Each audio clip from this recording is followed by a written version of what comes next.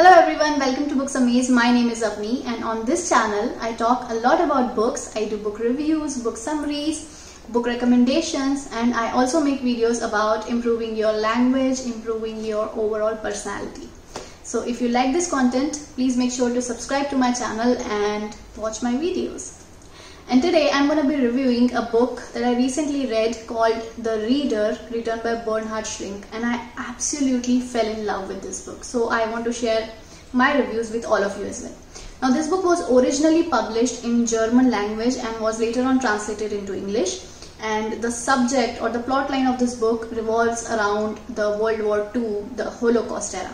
Now I don't know why, but I'm particularly very interested in reading about this subject. I have read two more books other than this. I've read Diary of a Young Girl by Anne Frank and The Boy in Striped Pajamas by John Boyle, which were both around the Holocaust era. And this is my third book. I have watched several documentaries around this topic. I have read some articles here and there.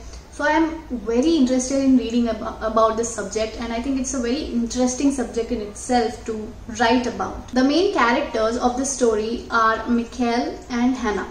Mikhail is a 15-year-old boy when the story starts, and he is narrating this whole story in the first person narrative, and he was battling from a very dangerous disease when the story starts, and Hannah somehow saves him. Hannah takes him to her home, and then the whole story starts. The story is also very erotic at certain times, so be sure of recommending this book to someone if they are not of the suitable age.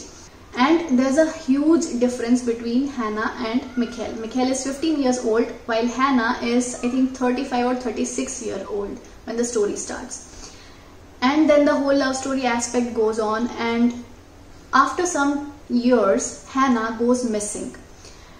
And then Mikhail went on with his life. He is going to be a lawyer, so he is studying law and everything.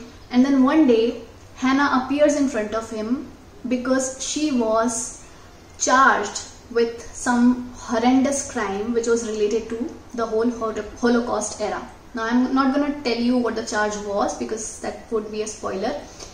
But Mikhail is kind of being a spectator to the whole trial. There's a whole scene of trial that goes on for a very, very long time, and Mikhail cannot say anything that I knew Hannah because of several situations that he might be trapped into because of just saying that.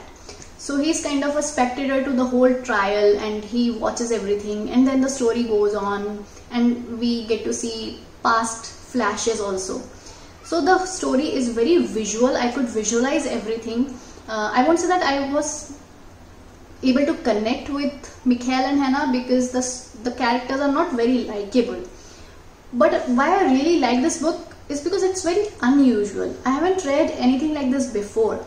And the plot of the Holocaust era was something which is happening after the whole thing has been done. After the whole killing of the Jews is done and people have been caught and everything. So the books that I have read previously were while the whole Holocaust thing is going on, but this one is after the Holocaust has been done. So that thing was unique. Then a love story in such a set was very unique and interesting to read, and again the love story is between people of extremely different age groups and different kind of frame of mind. So all of these things were very new, very unique to me, and the writing style again is extremely beautiful. And this book has a lot of mixed reviews on Goodreads. There are many people who don't like this book at all.